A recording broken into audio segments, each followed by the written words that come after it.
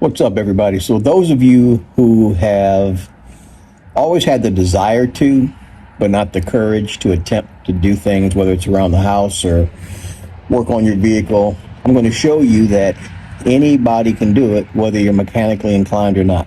So this video is just to encourage you to give it a try instead of paying a dealership or a private car repair place hundreds and hundreds of dollars when you can do it yourself. I was able to get all 4 rotors for the front and the back, as well as all the brake pads and all the hardware for $235. I believe it was AutoZone wanted almost $170 just for a single rotor.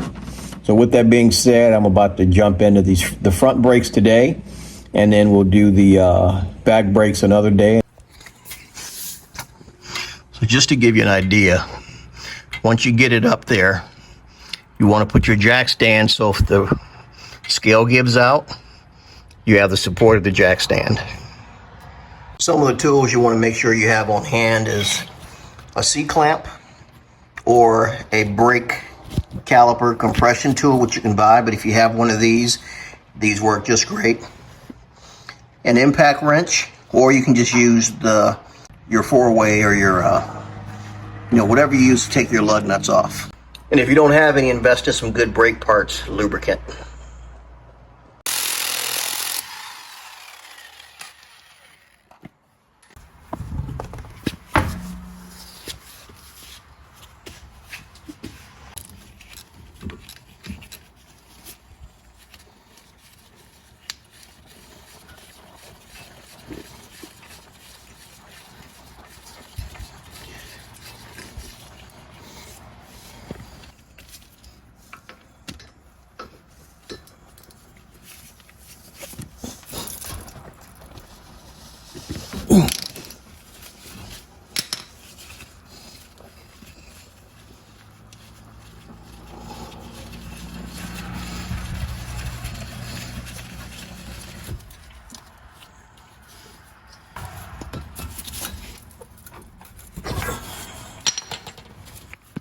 To pry the caliper away from the caliper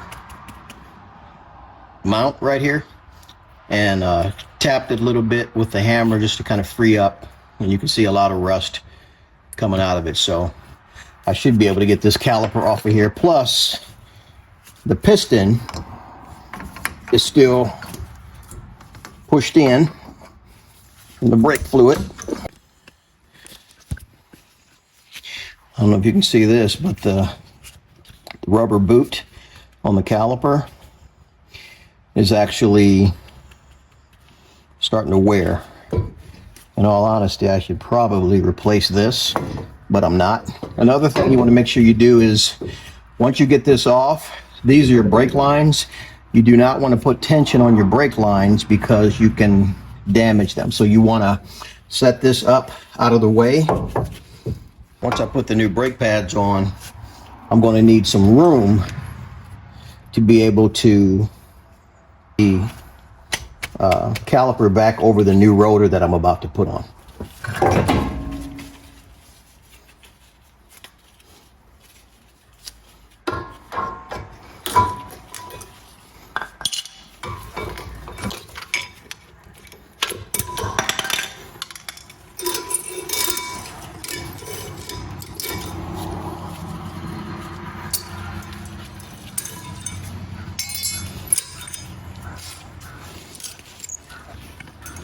So as you can see, these are the metal clips that have to go back on. So what I'm going to do now is I'm going to take a wire brush and I'm going to clean this off.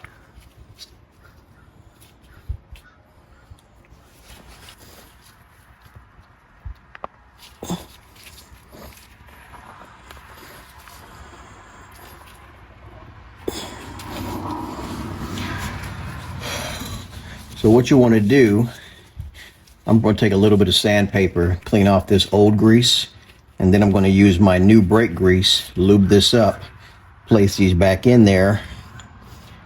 But I'm also going to take my wire brush and clean up some of this metal. As you can see, it's a lot of rust.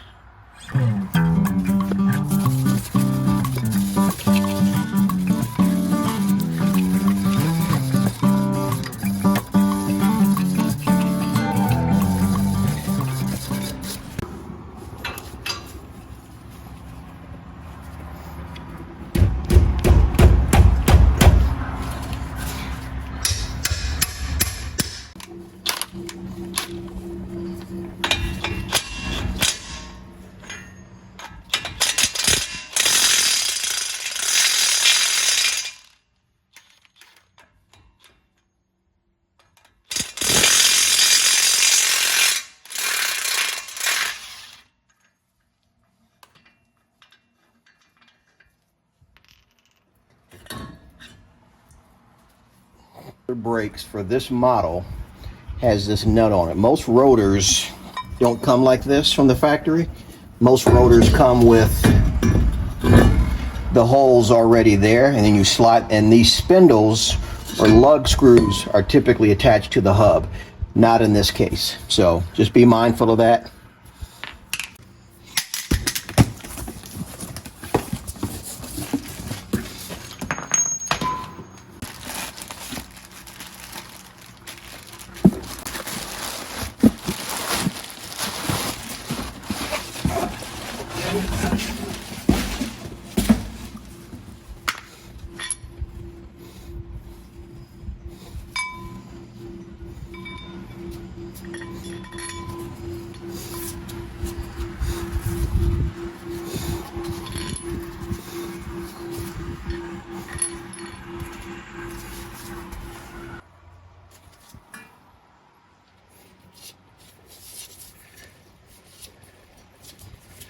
Put a little bit of brake grease on here around these threads.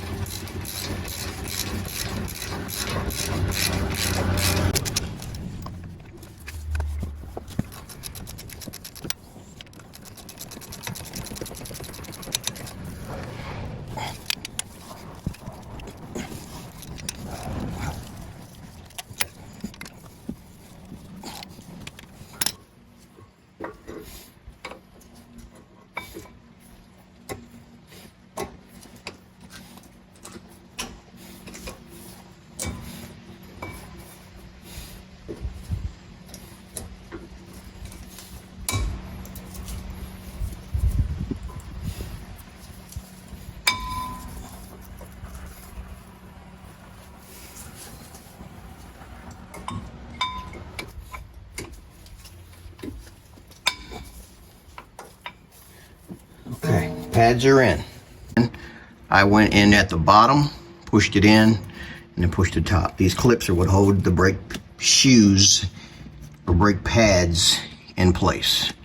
New rotor, new pads. Now, so before you put your caliper back on, the brakes come with these clips here as well.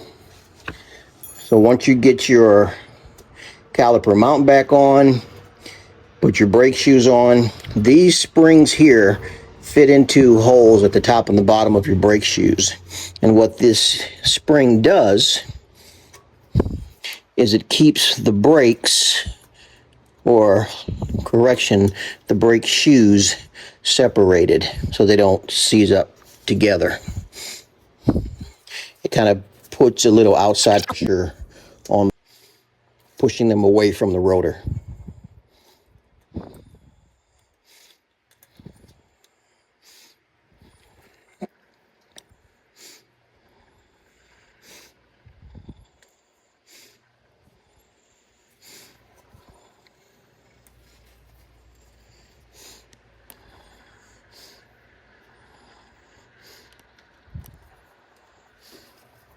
All right, so if you look at them, they're kind of pushing the brakes out. If you look at it there, see how it's causing the brakes to separate away from the rotor? So when you go to put your caliper on, you're going to have to squeeze this in to get the caliper to fit over the caliper mount. It can be a little bit of a challenge. Let's see. So like I said before, I like to go in the bottom first.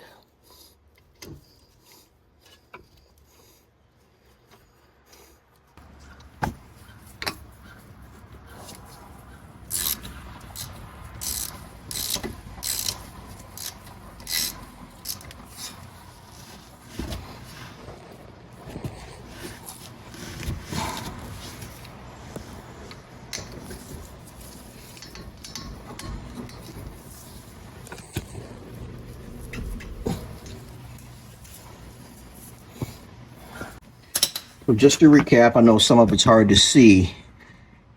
You use the bigger bolts to put on your caliper mount. Once you get your caliper mount set, you put your brake shoes in your clips here, as you can see, as I showed you that I clipped them in. Then you take your 13mm screws. What I do is I start with the bottom one to get it threaded, and then I fold this up, and then I do the top one. And I tighten them down, and then we are good to go. So all that's left after this, put your tire on, put your lugs on. Now this particular rotor came with 2 of these missing.